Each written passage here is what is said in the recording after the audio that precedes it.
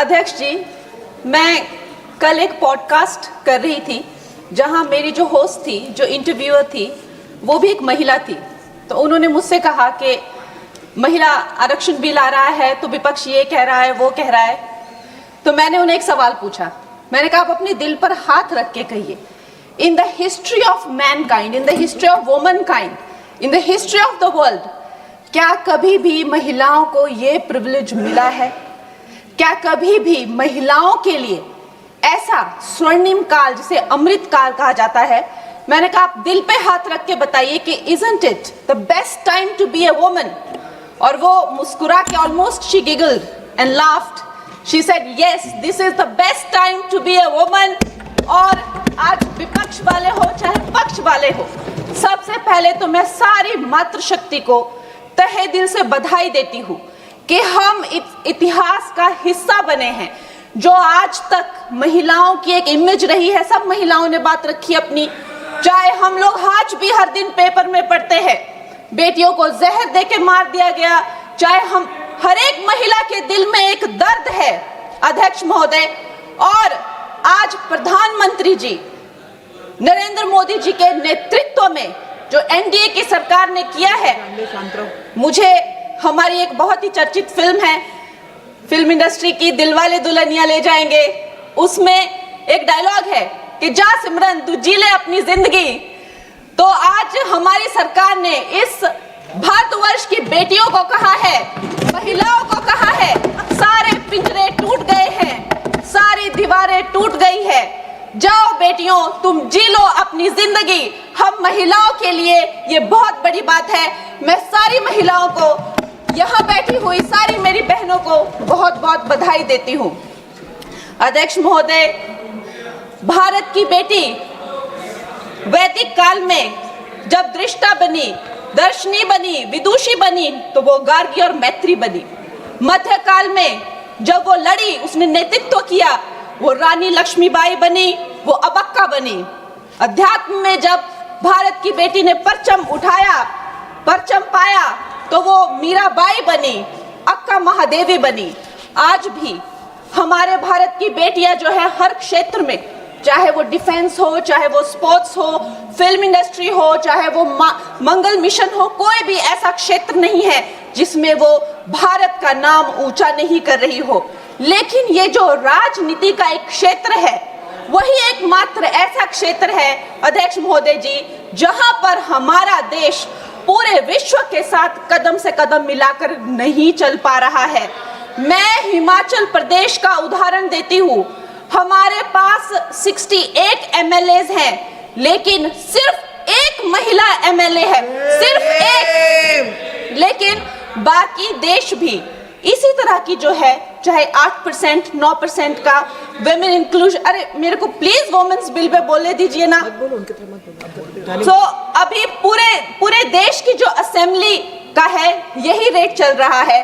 और ये जो दर है, इसकी जो औसताना दर है, वो 9% to 8% है लोकसभा में, जबकि हमें 13% तक पहुंचे हैं। लेकिन ये वैश्विक दर दूर दूर तक कहीं वो वैश्विक दर के नजदीक नहीं है। लेकिन आज जब ये महान उत्सव हमारी जिंदगियों में आया है, तो प्रधानमंत्री जी का एक शब्द मुझे याद आता है कि पेट में चूहे दौड़ना। कांग्रेस के पेट में जब भी कुछ अच्छा होने लगता है तो चूहे इनके दौड़ने लगते हैं, और वैसे ही चूहे दौड़ने शुरू हो गए हैं। अभी प्रियंका गांधी जी कह रही है कि संविधान ही बदल देंगे, यहाँ पे जो है डेमोक्रेसी ही खत्म कर देंगे, कुछ भी करने को जाते हैं तो डेमोक्रेसी खत्म कर देंगे।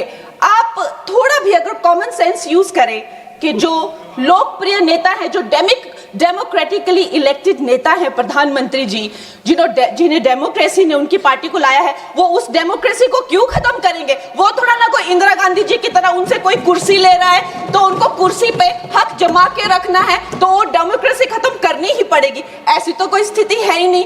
तो जैसे प्रधानमंत्री जी ने कहा कि अगर किसी के लिए डेमोक्रेसी वर्क करती है तो वो मेरे लिए ही सबसे ज्यादा वर्क करती है, तो इतना तो कॉमन सेंस होना चाहिए।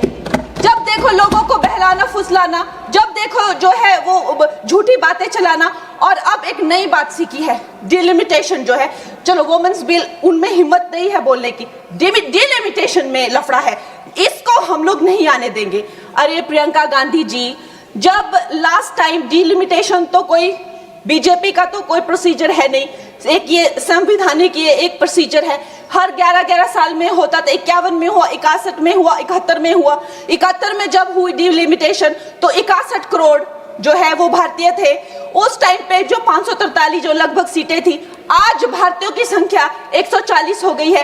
क्या उनका समीकरण है? क्या उसमें से SC ST उनको उनका हक नहीं मिलेगा? SC ST में भी 1/3 हक महिलाओं, उनकी क्या संख्या है, उनकी क्या सीट आएगी? ये सारी कैलकुलेशन किस तरह से आप रिजर्वेशन देंगे? 140 करोड़ जो अब महिलाएं हैं तो they should not be accounted for. इस तरह की ये बहकी बहकी बातें कर रहे हैं। अभी मेरी बहुत अच्छे मित्र हैं यहाँ, जून TMC के जो MP हैं, उन्होंने कहा कि 33% रिजर्वेशन क्यों दे रहे हो, 85% दे दो। अरे आप थोड़ा तो कॉमन सेंस यूज करिए। अगर आप जो है 33% दे रहे हैं, लेकिन जो बाकी सीट्स है उन किसी भी सीट पे वो ओपन सीट्स है, वो महिलाओं को लड़ना जो है उस पे कोई भी किसी तरह का बैन नहीं है। 14% हम ऑलरेडी पहुंच गए हैं। तो जून जी, मैं आपको ये कहना चाहूंगी कि लगभग 50% से ज्यादा महिलाओं का पार्टिसिपेशन होगा इस महिला बिल के बाद। तो अध्यक्ष महोदय जी, सोनिया गांधी जी कहती हैं कि इनको इतनी जल्दी क्यों है, ये महिला बिल इतना जल्दी में क्यों लाते हैं? तो आपकी तरह होना चाहिए था कि 30 साल जो है आपने इस बिल को लटका के रखा। अवश्य मैं इस बात से अग्री करती हूँ कि प्रधानमंत्री जी जो है महिलाओं को न्याय दिलाने के लिए जल्दी में है, क्योंकि जो काम 60 साल में नहीं हुए वो उन्होंने 10 साल में ही करके दिखा दिए।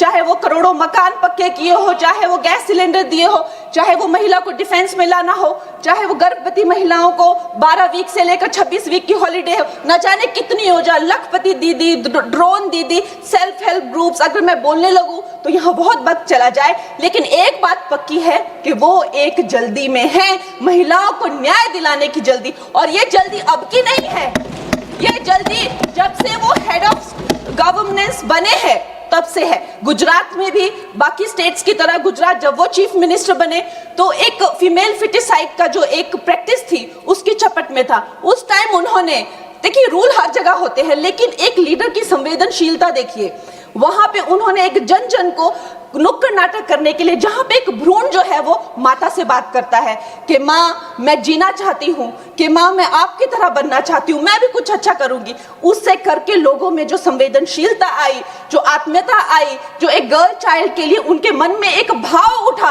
उसके करके आप देखिए इंडिपेंडेंट इंडिया की हिस्ट्री में 1000 मेल चाइल्ड पर पहली बार 1020 फीमेल चाइल्ड हुए हैं। ये प्रधानमंत्री जी की कमिटमेंट है फॉर गर्ल चाइल्ड। लेकिन इन लोगों को जो है इस बात का दुख होता है। अध्यक्ष महोदय जी, मैं आपसे ज्यादा अध्यक्ष महोदय जी, मैं ये बात आपके संज्ञान में लाना चाहती हूँ कि एक तरफ तो प्रधानमंत्री जी की नीति है और दूसरी तरफ जो है वो है कांग्रेस के लोग, विपक्ष के लोग आप कह लीजिए। MLA फूल सिंह जी ने इसी जनवरी में कहा कि अगर महिलाएं आकर्षक होंगी तो रेप तो होंगे ही। सोचिए, ये इनकी मानसिकता है। TMC के MP तपस पाल ने कहा, I will let loose my men to rape your women। ये इनकी मानसिकता है महिलाओं के लिए। मुलायम सिंह यादव जी ने कहा था, आज धर्मेंद्र यादव जी कह रहे थे ना कि हम फेमिनिस्ट हैं, उन्होंने कहा था कि अगर ये बिल आएगा तो सिर्फ जो अर्बन महिलाएं हैं वही पार्लियामेंट में आएगी और उसके करके जो है सीटियां और तालियां बजाने के जैसे जो है पुरुष काम करेंगे, उनको कौन संभालेगा? ऐसी इनकी मानसिकता है बेटियों के लिए। अध्यक्ष महोदय जी, जब मुझे टिकट 2024 में जब मुझे टिकट मिला था तो मेरा एक फोटो लगाकर उसके नीचे कांग्रेस के प्रवक्ता ने लिखा था कि मंडी में क्या भाव चल रहा है। इन्होंने अध्यक्ष महोदय जी, मैं एक कलाकार हूँ। मैंने रानी लक्ष्मीबाई जैसे स्वतंत्रता सेनानी से लेकर गैंगस्टर में एक भटकी हुई युवती से लेकर फैशन के ड्रग एडिक्ट से लेकर मैंने हर तरह का किरदार निभाया। रजो में एक सेक्स वर्कर से लेकर मैंने तलाईवी में एक लीडर की तरह हर किरदार निभाया है, जिसके लिए मुझे कई राष्ट्रीय सम्मान भी मिले हैं। ये एक कलाकार का धर्म होता है कि किसी भी कला में ढल जाना, लेकिन इन्होंने मेरी फिल्म के किरदार के फोटो यूज करके उसके प्रमोशन जब मैं किसी उसके वो यूज करके नीचे लिखा कि मंडी की लड़कियों के क्या भाव है। अध्यक्ष महोदय जी ये भूल गए कि ये वो मंडी नहीं जो आपको फिल्मों में दिखाई थी, एक मंडी जो फ्लैश मार्केट को लेकर एक फिल्म बनी थी मंडी, लेकिन ये भूल गए ये वो मंडी है जहां मांडव ऋषि ने तपस्या की थी। मांडव ऋषि के नाम पर मंडी का नाम पड़ा है अध्यक्ष महोदय, और उसे छोटी काशी भी कहा जाता है। ये कांग्रेस की जो नीच सोच है उसको मंडी के लोगों ने, मंडी की बहन बेटियों ने जो है तब तमाचा मारा जब इसके रिजल्ट आए और दिखाया कि ये भारत की भूमि है, यहाँ बेटियों का अपमान करना जो है किसी पाप से भी बढ़कर है। अध्यक्ष महोदय जी, एक तरफ तो इनकी नीति है और दूसरी तरफ प्रधानमंत्री जी, जब अभी आपने देखा कि नेशनल क्रिएटर अवार्ड्स में वो जेनजी को जब पूरी तरह से संबोधित कर रहे थे तो उन्होंने जो है जब वो जेनजी को संबोधित कर रहे थे तो उन्होंने जो है आधुनिक फैशन में जो है पैरेलल ड्रॉ किया, जो मिनी स्कर्ट्स होते हैं, जो ब्लॉक हील्स होते हैं, जो लेडीज के पर्सेस एक्सेसरीज होती है, जो कोणार्क टेम्पल में जो स्कल्पचर बने हैं, और उन्हें जो है हमारे कल्चरल हेरिटेज का एम्बेसडर बनाया। और प्रधानमंत्री जी, इससे उनकी जो कल्चरल रूटेड जो प्रोग्रेसिवनेस है वो नजर आती है। आज भारत की बेटी ये मानती है कि प्रधानमंत्री जी से बड़ा कोई भी फेमिनिस्ट नहीं है। He is the only flag bearer of feminism। और ये भारत की बेटियां जो है सदा उनकी आभारी रहेगी, जो उन्होंने भारत की महिला शक्ति में, मातृशक्ति में विश्वास दिखाया है, उसके लिए हम सदा आभारी रहेंगे। मैं अपनी पार्टी को बधाई देती हूं और साथ ही सब महिलाओं को धन्यवाद।